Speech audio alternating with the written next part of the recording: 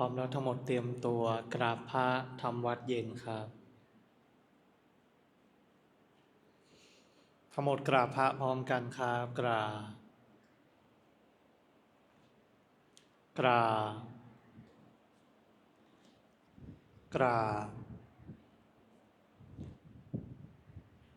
าบบารมีธรรมพ่อแม่ครูบาอาจารย์ครับ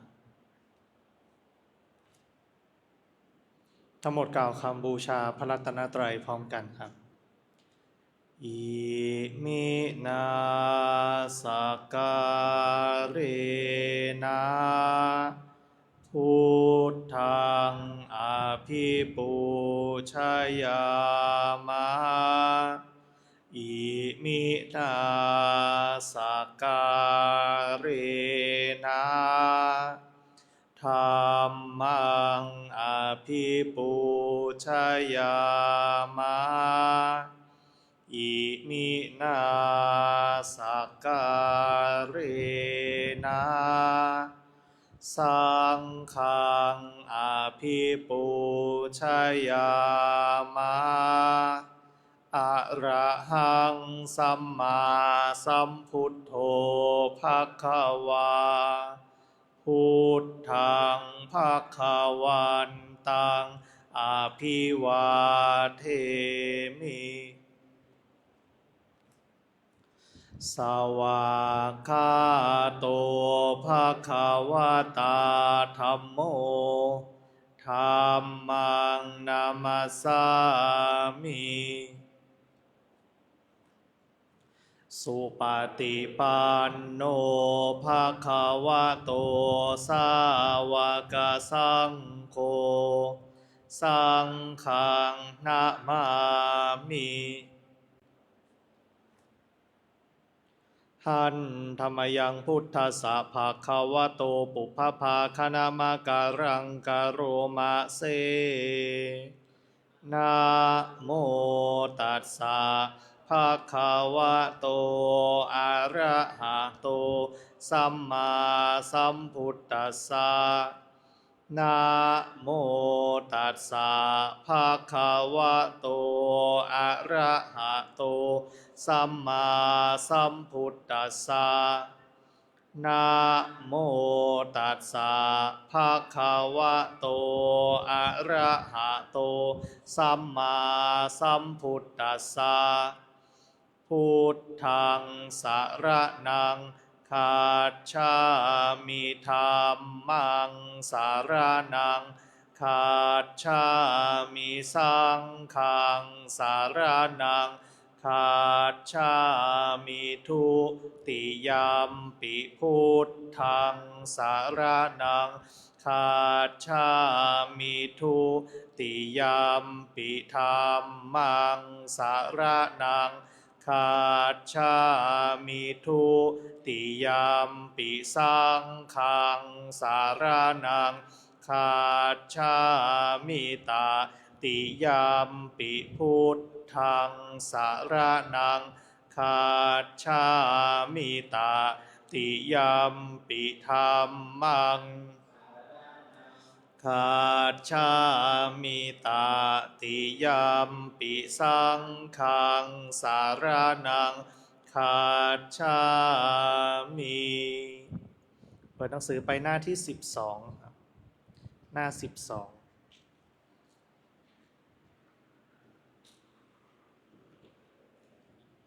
หันธรรมยังปฏิจจสมุปาทะธัมเมสุอิทัปปัจจยตาทิธรรมปะทังพนามาเสอิทัภิกขเวอริยสาวโกปฏิจจสมุปาทันเยวะสาธุกังโยนิโสมานะสิกโรติภิกษุทั้งหลายอริยสาวกในธรรมวินัยนี้ย่อมกระทำไว้ในใจโดยแยบคายเป็นอย่างดีซึ่งปฏิจจสมุปบาทนั่นเทียวดังนี้ว่าอิมัสสมิงสติอิทังโหติเมื่อสิ่งนี้มีสิ่งนี้ย่อมมี อิมัตสุปาทาอิทังอุปัชชาติเพราะความเกิดขึ้นแห่งสิ่งนี้สิ่งนี้จึงเกิดขึ้นอิมัตสมิงอสติอิทังนะโหติเมื่อสิ่งนี้ไม่มีสิ่งนี้ย่อมไม่มีอิมัสสะนิโรธาอิทังนิรุชาติเพราะความดับไปแห่งสิ่งนี้สิ่งนี้จึงดับไปยะทิทังได้แก่สิ่งเหล่านี้คืออวิชชาปัจจยาสังขาราเพราะมีอวิชชาเป็นปัจจัยจึงมีสังขารทั้งหลายสังขาราปัจจยาวิญญาณังเพราะมีสังขารเป็นปัจจัยจึงมีวิญญาณวิญญาณปัจจยานามรูปังเพราะมีวิญญาณเป็นปัจจัยจึงมีนามรูปนามรูปปัจจยาสาลายตนังเพราะมีนามรูปเป็นปัจจัย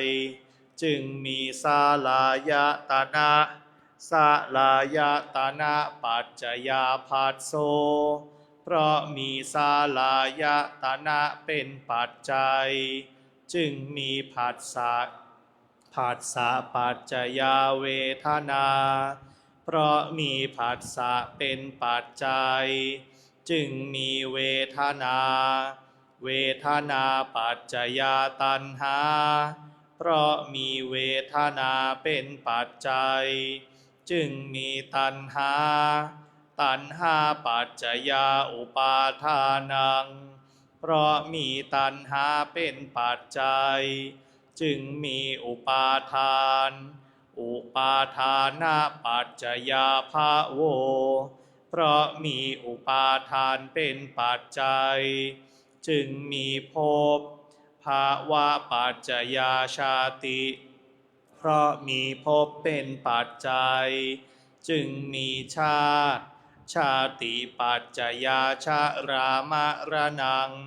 โสกะปริเทวะทุกขโทมนัสสุปายาสาสัมภวันติเพราะมีชาติเป็นปัจจัยชรามรณะโสกะปริเทวะทุกขโทมนัสอุปายาสะทางหลายจึงเกิดขึ้นครบถ้วนเอวะเมตัสสะเกวลัสสะทุกขขันธัสสะสมุทัยโยโหติความเกิดขึ้นพร้อมแห่งกองทุกข์ทั้งสิ้นนี้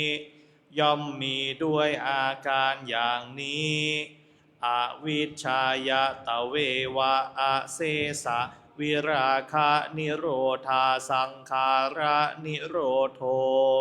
เพราะความจางคลายดับไปโดยไม่เหลือแห่งอวิชชานั้นเทียวจึงมีความดับแห่งสังขารสังขาระนิโรธาวิญญาณนิโรโธเพราะมีความดับแห่งสังขารจึงมีความดับแห่งวิญญาณวิญญาณนิโรธานามรูปะนิโรโธเพราะมีความดับแห่งวิญญาณจึงมีความดับแห่งนามรูปนามรูปะนิโรธาสาลายตนะนิโรโธเพราะมีความดับแห่งนามรูปจึงมีความดับแห่งสาลายตนะสาลายตนะนิโรธาผัสสะนิโรโธเพราะมีความดับแห่งสาลายตนะจึงมีความดับแห่งผัสสะผัสสะนิโรธาเวทนานิโรโธเพราะมีความดับแห่งผัสสะจึงมีความดับแห่งเวทนาเวทนานิโรธาตัณหานิโรโธเพราะมีความดับแห่งเวทนาจึงมีความดับแห่งตัณหา ตัณหานิโรธาอุปาทานะนิโรโธเพราะมีความดับแห่งตัณหาจึงมีความดับแห่งอุปาทานอุปาทานะนิโรธาภวะนิโรโธเพราะมีความดับแห่งอุปาทานจึงมีความดับแห่งภพภาวะนิโรธชาตินิโรโธเพราะมีความดับแห่งภพจึงมีความดับแห่งชาติชาตินิโรธาชรามรณังโสกะปริเทวะทุกขโทมานัสสุปายาสานิรุชชันติเพราะมีความดับแห่งชาตินั้นแลชรามรณะโสกะปริเทวะทุกขโทมานัสอุปายาสะทางหลายจึงดับสิ้นเอวะเมตัสสะเกวาลัสสะทุกขคันทัสสะนิโรโธโหติติความดับลงแห่งกองทุกข์ทั้งสิ้นนี้ย่อมมีด้วยอาการอย่างนี้ดังนี้เปิดไปหน้า16หันธรรมยังธรรมจักกัปปวัตตนสุตตปะทังพนามาเสข้าพระเจ้าพระอานนท์เทระได้สดับมาแล้วอย่างนี้ว่าสมัยหนึ่งพระผู้มีพระภาคเจ้าเสด็จประทับอยู่ณป่าอิสิปตนะมฤคทายวันเขตพระนครพาราณสีลำดับนั้นพระผู้มีพระภาครับสั่งเรียกพระปัญจวัคคีย์มาตรัสว่าดูก่อนภิกษุทั้งหลายที่สุดแห่งการกระทำสองอย่างนี้มีอยู่เป็นสิ่งที่บรรพชิตไม่ควรคล้องแวะเลยนี่คือการประกอบตนให้พัวพันอยู่ด้วยความใคร่ในกามทั้งหลายเป็นธรรมอันเลวเป็นของชาวบ้านเป็นของคนชั้นปุถุชนไม่ใช่ข้อปฏิบัติของพระอริยเจ้าไม่ประกอบด้วยประโยชน์เลยนี่อย่างหนึ่งอีกอย่างหนึ่งคือการประกอบการทรมานตนให้ลำบากเป็นสิ่งนำมาซึ่งทุกข์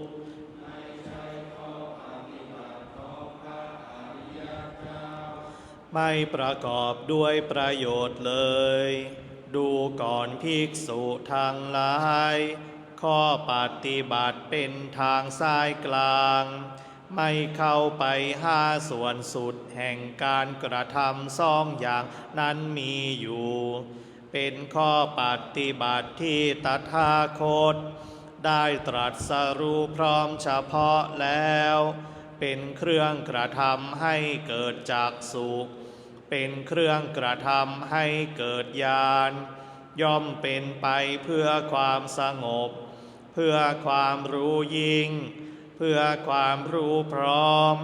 เพื่อนิพพานดูก่อนภิกษุทั้งหลายข้อปฏิบัติอันเป็นทางสายกลางนั้นเป็นอย่างไรเล่าเป็นข้อปฏิบัติที่ตถาคตได้ตรัสรู้พร้อมเฉพาะแล้วเป็นเครื่องกระทำให้เกิดจักษุเป็นเครื่องกระทำให้เกิดญาณย่อมเป็นไปเพื่อความสงบเพื่อความรู้ยิ่งเพื่อความรู้พร้อมเพื่อนิพพานข้อปฏิบัติเป็นทางสายกลางนั้นคือข้อปฏิบัติเป็นหนทางอันประเสริฐประกอบด้วยองค์8ประการนี้เองได้แก่สิ่งเหล่านี้คือความเห็นชอบความดำริชอบการพูดจาชอบการกระทำชอบการเลี้ยงชีวิตชอบค ความภาคเพียรชอบความระลึกชอบความตั้งใจมั่นชอบดูก่อนภิกษุทั้งหลายนี่แลข้อปฏิบัติอันเป็นทางสายกลางเป็นข้อปฏิบัติที่ตถาคตได้ตรัสรู้พร้อมเฉพาะแล้วเป็นเครื่องกระทำให้เกิดจักษุเป็นเครื่องกระทำให้เกิดญาณย่อมเป็นไปเพื่อความสงบเพื่อความรู้ยิ่งเพื่อความรู้พร้อมเพื่อนิพพานดูก่อนภิกษุทั้งหลายก็อริยสัจคือทุกข์นี้มีอยู่คือแม้ความเกิดก็เป็นทุกข์แม้ความแก่ก็เป็นทุกข์แม้ความตายก็เป็นทุกข์แม้ความโศกความร่ำไรรำพันความไม่สบายกายความไม่สบายใจความคับแค้นใจก็เป็นทุกข์ความประสบกับสิ่งไม่เป็นที่รักที่พอใจก็เป็นทุกข์ความพลาดพลาดจากสิ่งที่เป็นที่รักที่พอใจก็เป็นทุกข์มีความปรารถนาสิ่งใดไม่ได้สิ่งนั้นก็เป็นทุกข์ว่าโดยย่ออุปาทานขันธ์ทั้งห้าเป็นตัวทุกข์ดูก่อนภิกษุทั้งหลายก็อริยสัจคือเหตุให้เกิดทุกข์นี้มีอยู่นี่คือตัณหาอันเป็นเครื่องทำให้เกิดอีกอันประกอบอยู่ด้วยความกำหนัดด้วยอำนาจความเพลิดเพลินเป็นเครื่องทำให้เพลิดเพลินอย่างยิ่งในอารมณ์นั้นๆได้แก่ตัณหาคือตัณหาในกามตัณหาในความมีความเป็นตัณหาในความไม่มีไม่เป็นดูก่อนภิกษุทั้งหลายก็อริยสัจคือความดับไม่เหลือแห่งทุกข์นี้มีอยู่นี่คือความดับสนิทเพราะจางไปไม่เหลือของตัณหานั้นนั่นเองเป็นความสละทิ้งเป็นความสลัดคืนเป็นความปล่อยเป็นความทำให้ไม่มีที่อาศัยซึ่งตัณหานั้นดูก่อนภิกษุทั้งหลายก็อริยสัจคือข้อปฏิบัติที่ทำให้สัตว์ลุถึงความดับไม่เหลือแห่งทุกข์นี้มีอยู่นี่คือข้อปฏิบัติเป็นหนทางอันประเสริฐประกอบด้วยองค์8ประการได้แก่สิ่งเหล่านี้คือความเห็นชอบความดำริชอบการพูดจาชอบการกระทำชอบการเลี้ยงชีวิตชอบความภาคเพียรชอบความระลึกชอบความตั้งใจมั่นชอบดูก่อนภิกษุทั้งหลายจักษุเกิดขึ้นแล้วแก่เราญาณเกิดขึ้นแล้วแก่เราปัญญาเกิดขึ้นแล้วแก่เราวิชาเกิดขึ้นแล้วแก่เราแสงสว่างเกิดขึ้นแล้วแก่เราในธรรมที่เราไม่เคยฟังมาแต่ก่อนว่าก็อริยสัจคือทุกข์เป็นอย่างนี้อย่างนี้ดังนี้ดูก่อนภิกษุทั้งหลายจักษุเกิดขึ้นแล้วแก่เราญาณเกิดขึ้นแล้วแก่เราปัญญาเกิดขึ้นแล้วแก่เราวิชาเกิดขึ้นแล้วแก่เราแสงสว่างเกิดขึ้นแล้วแก่เราในธรรมที่เราไม่เคยฟังมาแต่ก่อนว่าก็อริยสัจคือทุกข์นั่นแลเป็นสิ่งที่ควรกำหนดรู้ดังนี้ดูก่อนภิกษุทั้งหลายจักษุเกิดขึ้นแล้วแก่เราญาณเกิดขึ้นแล้วแก่เรา ปัญญาเกิดขึ้นแล้วแก่เราวิชชาเกิดขึ้นแล้วแก่เราแสงสว่างเกิดขึ้นแล้วแก่เราในธรรมที่เราไม่เคยฟังมาแต่ก่อนว่าก็อริยสัจคือทุกข์นั้นแลเรากำหนดรู้ได้แล้วดังนี้ดูก่อนภิกษุทั้งหลายจักษุเกิดขึ้นแล้วแก่เราญาณเกิดขึ้นแล้วแก่เราปัญญาเกิดขึ้นแล้วแก่เราวิชชาเกิดขึ้นแล้วแก่เราแสงสว่างเกิดขึ้นแล้วแก่เราในธรรมที่เราไม่เคยฟังมาแต่ก่อนว่าก็อริยสัจคือเหตุให้เกิดทุกข์เป็นอย่างนี้อย่างนี้ดังนี้ดูก่อนภิกษุทั้งหลายจักษุเกิดขึ้นแล้วแก่เราญาณเกิดขึ้นแล้วแก่เราปัญญาเกิดขึ้นแล้วแก่เราวิชชาเกิดขึ้นแล้วแก่เราแสงสว่างเกิดขึ้นแล้วแก่เราในธรรมที่เราไม่เคยฟังมาแต่ก่อนว่าก็อริยสัจคือเหตุให้เกิดทุกข์นั้นแลเป็นสิ่งที่ควรละเสียดังนี้ดูก่อนภิกษุทั้งหลายจักษุเกิดขึ้นแล้วแก่เราญาณเกิดขึ้นแล้วแก่เรา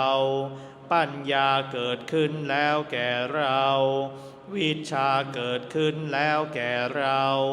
แสงสว่างเกิดขึ้นแล้วแก่เราในธรรมที่เราไม่เคยฟังมาแต่ก่อนว่า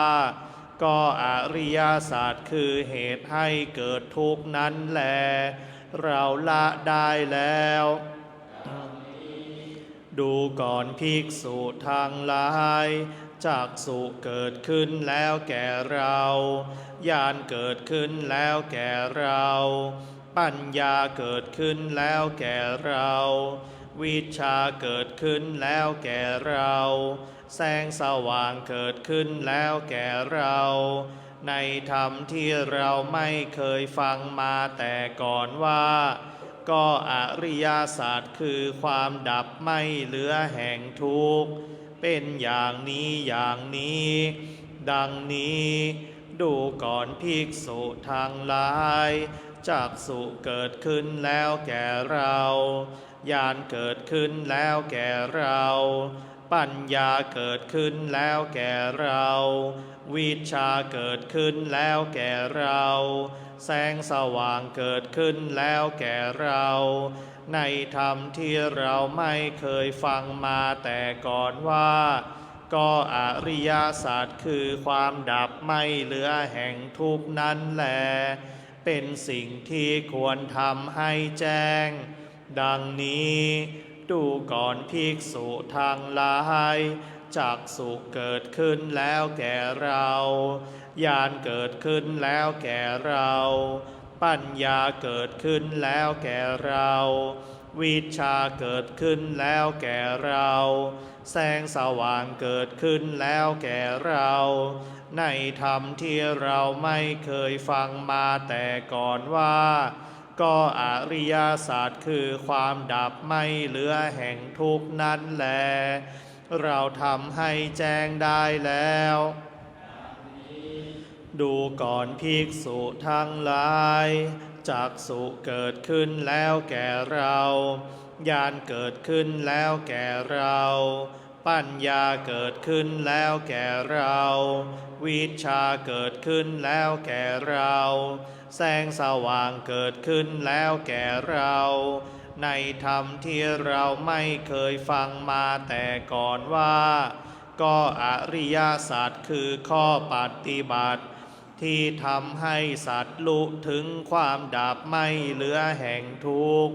เป็นอย่างนี้อย่างนี้ดังนี้ดูก่อนภิกษุทั้งหลายจักษุเกิดขึ้นแล้วแก่เราญาณเกิดขึ้นแล้วแก่เราปัญญาเกิดขึ้นแล้วแก่เรา วิชชาเกิดขึ้นแล้วแก่เราแสงสว่างเกิดขึ้นแล้วแก่เราในธรรมที่เราไม่เคยฟังมาแต่ก่อนว่าก็อริยสัจคือข้อปฏิบัติที่ทำให้สัตว์รู้ถึงความดับไม่เหลือแห่งทุกข์นั่นแลเป็นสิ่งที่ควรทำให้เกิดมีดังนี้ดูก่อนภิกษุทั้งหลายจักษุเกิดขึ้นแล้วแก่เราญาณเกิดขึ้นแล้วแก่เราปัญญาเกิดขึ้นแล้วแก่เราวิชชาเกิดขึ้นแล้วแก่เราแสงสว่างเกิดขึ้นแล้วแก่เราในธรรมที่เราไม่เคยฟังมาแต่ก่อนว่าก็อริยสัจคือข้อปฏิบัติที่ทำให้สัตว์รู้ถึงความดับไม่เหลือแห่งทุกข์นั้นแลเราทำให้เกิดมีได้แล้วดังนี้ดูก่อนภิกษุทั้งหลายปัญญาเครื่องรู้เห็นตามความเป็นจริงมีปริวัติ3มีอาการ12เช่นนั้นในอริยสัจทั้งสี่เหล่านี้ยังไม่เป็นของบริสุทธิ์หมดจดด้วยดีแก่เราอยู่เพียงใดดูก่อนภิกษุทั้งหลายตลอดการเพียงนั้นเรายังไม่ปฏิญญาว่าได้ตรัสรู้พร้อมเฉพาะแล้วซึ่งอนุตตรสัมโพธิญาณในโลกพร้อมทั้งเทวโลกมารโลกพรหมโลกในหมู่สัตว์พร้อมทั้งสมณพราหมณ์พร้อมทั้งเทวดาและมนุษย์ดูก่อนภิกษุทั้งหลายปัญญาเครื่องรู้เห็นตามความเป็นจริงมีปริวัติ3มีอาการ12เช่นนั้นในอริยสัจทั้งสี่เหล่านี้เป็นของบริสุทธิ์หมดจดด้วยดีแก่เราดูก่อนภิกษุทั้งหลายเมื่อนั้นเราปฏิญญาว่าได้ตรัสรู้พร้อมเฉพาะแล้วซึ่งอนุตตรสัมโพธิญาณในโลกพร้อมทางเทวโลกมารโลกพรหมโลกในหมู่สัตว์พร้อมทั้งสมณพราหมณ์พร้อมทั้งเทวดาและมนุษย์ก็ญาณและทัศนะได้เกิดขึ้นแล้วแก่เราว่าของเราไม่กลับกำเริบการเกิดนี้เป็นการเกิดครั้งสุดท้ายบัดนี้การเกิดอีกย่อมไม่มีดังนี้พระผู้มีพระภาคเจ้าได้ตรัสธรรมปริยายดังนี้แล้วภิกษุปัญจวัคคีย์ต่างมีใจยินดีชื่นชมภาสิทธิ์ของพระผู้มีพระภาคเจ้าก็แลเมื่อพระผู้มีพระภาคเจ้าตรัสไวยากรณ์นี้อยู่ธรรมจักษุอันปราศจากทุลีไม่มีมนทินได้เกิดขึ้นแล้วแก่ท่านโกณฑัญญะว่าสิ่งใดสิ่งหนึ่งมีความเกิดขึ้นเป็นธรรมดาสิ่งนั้นทั้งมวลล้วนมีความดับเป็นธรรมดาก็ครั้งเมื่อพระผู้มีพระภาคเจ้าทรงประกาศธรรมจักให้เป็นไปแล้วเหล่าภูมิเทวดาได้ส่งเสียงบันลือขึ้นว่านั่นพระธรรมจักอันยอดเยี่ยมพระผู้มีพระภาคเจ้าทรงประกาศให้เป็นไปแล้วณป่าอิสิปตนมฤคทายวันเขตเมืองพาราณสีอันสมณพราหมณ์เทวดามารพรหมหรือใครๆในโลกขาดค้านไม่ได้ดังนี้สำหรับการสวดมนต์สาธยายธรรมในช่วงเย็นเอาไว้แต่เพียงเท่านี้ เห็นไหมเหมือนที่บอกไปเมื่อวานนะเห็นไหมเริ่มมาก็เริ่มที่นะสอนเรื่องมรรคเห็นไหมพระมหาสมณะมีปกติทรงสั่งสอนเช่นนั้นนะสอนเรื่องมรรคก่อนเลยเห็นไหมยกมรรคขึ้นมาก่อน แล้วถึงขยายความเป็นอริยสัจสี่แล้วก็ชี้ให้ดูว่าอริยสัจสี่นี่มี3รอบนะ3รอบ12อาการนะ4 32นะรอบแรกคือรอบของควรรู้นะคือปัญญามาก่อนนะถ้าเราไปดูเนี่ยตั้งแต่ต้นนะอย่างที่อยู่ในวรรคแรกเป็นเครื่องกระทำให้เกิดจักษุเป็นเครื่องกระทำให้เกิดญาณย่อมเป็นไปเพื่อความสงบเพื่อความรู้ยิ่งเพื่อความรู้พร้อมเพื่อนิพพานนะอันเนี้ยคือกระตุ้นให้เกิดปัญญาก่อนใช่ไหมกระทำให้เกิดจักษุคือมีดวงตาเห็นก่อนนะดวงตาเห็นธรรมกระทำให้เกิดญาณคืออะไรความรู้เห็นไหมนะความรู้ในที่เนี้ยญาณเนี่ยไม่ได้เกิดจากความนึกคิดเอานะมันจะต้องเกิดในสมาธินะมันจะต้องเกิดในสมาธิมันถึงเป็นปัญญามาเห็นไหมละสมาธินะที่เหลือก็คือผลของมันละได้ความสงบได้ความรู้อันยิ่งขึ้นไปเห็นไหมรู้พร้อมนะแล้วก็เป็นไปเพื่อนิพพานเนี่ยอันนี้คือสิ่งที่พระพุทธเจ้าสอนไว้นะทุกครั้งนะเรียกได้ว่าทุกครั้งหลายๆครั้งหลายๆการเทศนาแต่ก็จะจบที่อริยสัจสี่นั่นแหละนะไปจบที่อริยสัจสี่นะอย่างน้อยนะสร้างความเห็นที่ถูกต้องให้เกิดขึ้นก่อน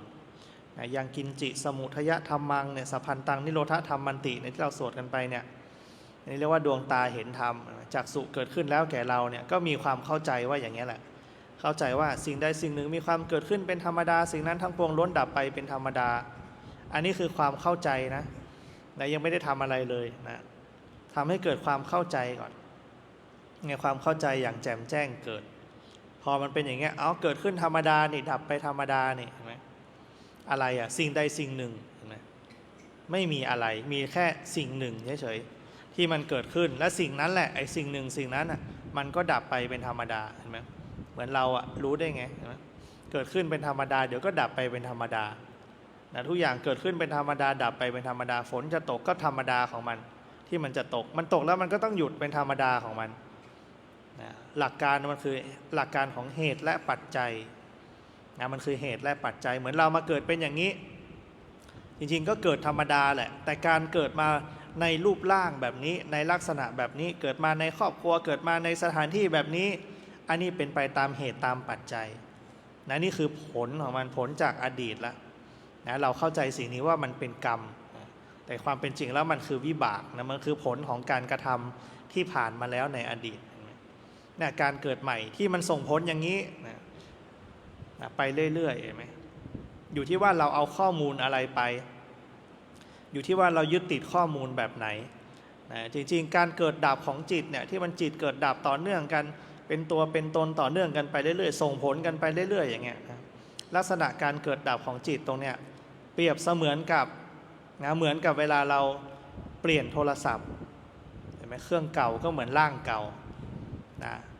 เจ๊งละนะไม่งั้นก็ตกรุ่นไปแล้วเห็นไหมมีความเสื่อมมีความสลายไปแล้วทีนี้เราก็ย้ายเครื่องใหม่เห็นไหมย้ายเครื่องใหม่น้อยอย่างน้อยที่สุดเราเปลี่ยนอะไรไปย้ายซิมก่อนเห็นไหมเนี่ยเอาสัญญาเดิมไปในซิมนั้นมีอะไรมีเบอร์เราเห็นไหมมีความเป็นเราแล้วมีเบอร์โทรเห็นไหมคนอื่นคนนั้นคนนี้นะสัญญาหนึ่งละย้ายซิมไปก่อนย้ายซิมแล้วย้ายอะไรอีกย้ายข้อมูลนะบางคนย้ายแอปบางคนย้ายรูปบางคนย้ายวิดีโอไปด้วยเห็นไหมเนี่ยคือการเกิดต่อ